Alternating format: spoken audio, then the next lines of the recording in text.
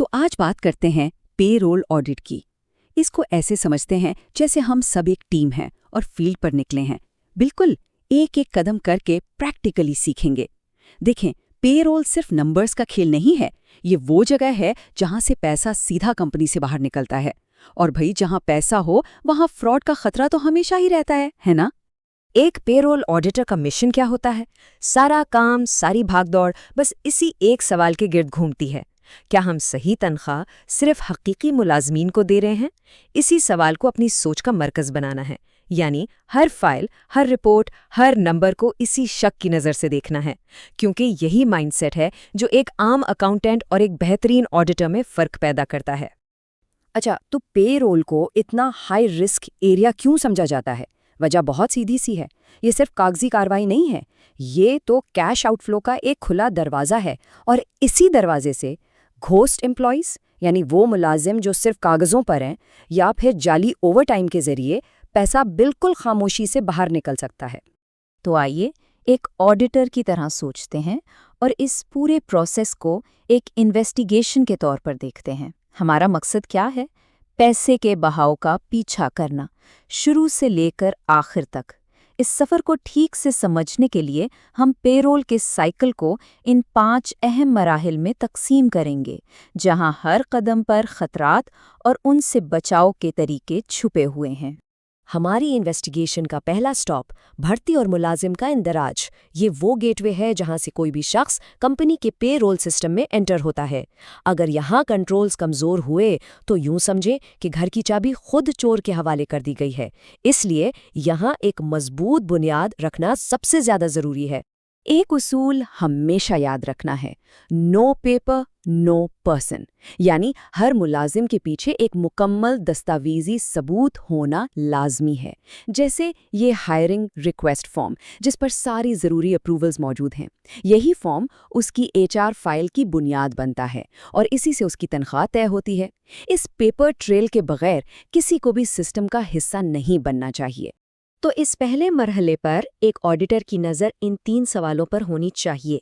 पहला, क्या ये मुलाजिम वाकई मौजूद है? दूसरा, क्या इसकी भर्ती की मंजूरी सही अथॉरिटी ने दी है?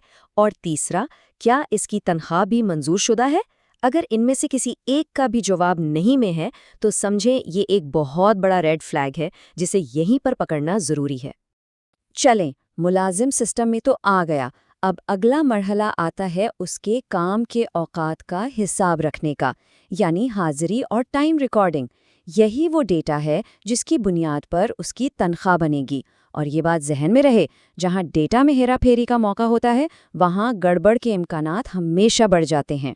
हाजिरी तो एक तरफ, लेकिन असल खतरा छुपा होता है ओवरटाइम में। हर ओवरटाइम की अदायगी से पहले उसकी बाकायदा दरखास्त और मंजूरी होनी चाहिए, जैसा कि इस फॉर्म की मिसाल में नज़र आ रहा है। ये शायद एक छोटा सा कदम लगे, लेकिन जाली ओवरटाइम वो खामोश चोर है जो कंपनियों को लाखों का नुकसान पहुंचा सकता है। तो यहाँ क्या ढूंढना है? हमेशा ये चेक करना है कि क्या हाजिरी के रिकॉर्ड को आसानी से तब्दील किया जा सकता है, क्या ओवरटाइम की मंजूरी का कोई सिस्टम मौजूद भी है या नहीं। याद रखें, जाली हाजिरी और बेतहाशा ओवरटाइम, ये 2 वो सबसे बड़े सुराग हैं जहां से कंपनी का पैसा बह जाता है। अच्छा जी, अब तक हमारे पास हाजिरी और मंजूर शुदा तनख्वाह का डेटा आ चुका है। अब हम तीसरे मरहले में दाखिल हो रहे हैं, हिसाब किताब। ये वो जगह है जहां ये सारा डेटा एक फाइनल रकम में तब्दील होता है, वो रकम जो मुलाजिम के बैंक अकाउंट में जानी है। इस स्टेज पर एक ही मकसद है, एक्यूरेसी चेक करना। क्या ग्रॉस तनख्वाह से तमाम कटौतियां जैसे टैक्स या कोई लोन सही तरह से की गई हैं? और सबसे अहम सवाल, क्या ये कैलकुलेशन कोई ऑटोमेटेड सिस्टम कर रहा है या कोई शख्स मैन्युअली? क्योंकि जहां इंसानी हाथ शामिल हों वहां गलती और फ्रॉड दोनों का इम्कान कई गुना बढ़ जाता है। अब हम आ गए हैं सबसे नाजुक लम्हे पर, तनख्वाह की अदायगी। ये वो पॉइंट है जब पैसा कंपनी के कंट्रोल से निकलकर किसी और के अकाउंट में चला जाता है। इसीलिए इस स्टेज पर कंट्रोल्स की जंजीर सबसे ज्यादा मजबूत होनी चाहिए। एक भी कमजोर कड़ी पूरे सिस्टम को खतरे में डाल सकती है। पैसा गलत हाथों में ना जाए, इसके लिए डबल चेकिंग ज़रूरी है। पहला, क्या मंजूरी का एक वाज़ेह निज़ाम है जहां हर लेवल पर चेकिंग हो? दूसरा, کیا بینک کو بھیجی جانے والی فائنل فائل کا موازنہ منظور شدہ پیرول لسٹ سے کیا جاتا ہے؟ یہ آخری چیک اس بات کو یقینی بناتا ہے کہ کوئی بھی فرضی نام لسٹ میں شامل نہ ہو سکے۔ پیسہ ادا ہو گیا، لیکن کام ابھی بھی ختم نہیں ہوا۔ ہماری انویسٹیگیشن کا آخری مرحلہ ہے ریکارڈنگ اور رپورٹنگ۔ یہاں ہم اس بات کو یقینی بناتے ہیں کہ تنخواہ پر جتنا بھی خرچ ہوا ہے اسے کمپنی کی کتابوں میں یعنی فائنینشل سٹیٹمنٹس میں صحیح طریقے سے ریکارڈ کیا گیا ہے۔ یہ آخری قدم اتنا اہم کیوں ہے؟ کیونکہ یہ پورے پروسیس کو کمپنی کے اوور آل فائنینشیل ہیلتھ سے جوڑتا ہے۔ ایک آڈیٹر کے طور پر تصدیق کرنی ہوتی ہے کہ پے رول میں خرچ ہونے والی رقم اور فائنینشیل اکاؤنٹس میں دکھائی گئی رقم بالکل برابر ہے۔ یہ توازن اس بات کی ضمانت ہے کہ رپورٹنگ میں کوئی گڑبڑ نہیں ہے۔ ابھی تک ہم نے پے رول کے پورے راستے کو سمجھا ہے، اب ہم بات کریں گے ان اوزاروں کی جو ایک آڈیٹر اس راستے کو پرکھنے کے لیے استعمال کرتا ہے۔ یہ وہ کلیدی چیکس اور ٹیکنیکس ہیں جو سچ اور جھوٹ کے درمیان فرق واضح کرتی ہیں۔ تمام کنٹرولز میں سب سے اہم گولڈن رول ہے فرائض کی علیحدگی یعنی سیگریگیشن آف ڈیوٹیز۔ ذرا سوچیں، اگر ایک ہی شخص ملازم کو ہائر کرے، اس کی تنخواہ بھی خود بنائے اور ادائیگی بھی خود ہی کر دے تو یہ تو فراڈ کو کھلی دعوت دینے کے برابر ہے۔ ایک مثالی نظام وہ ہوتا ہے جہاں HR، پے رول اور فنانس یہ تینوں شعبے الگ الگ کام کریں تاکہ ایک دوسرے پر چیک اینڈ بیلنس قائم رہ سکے۔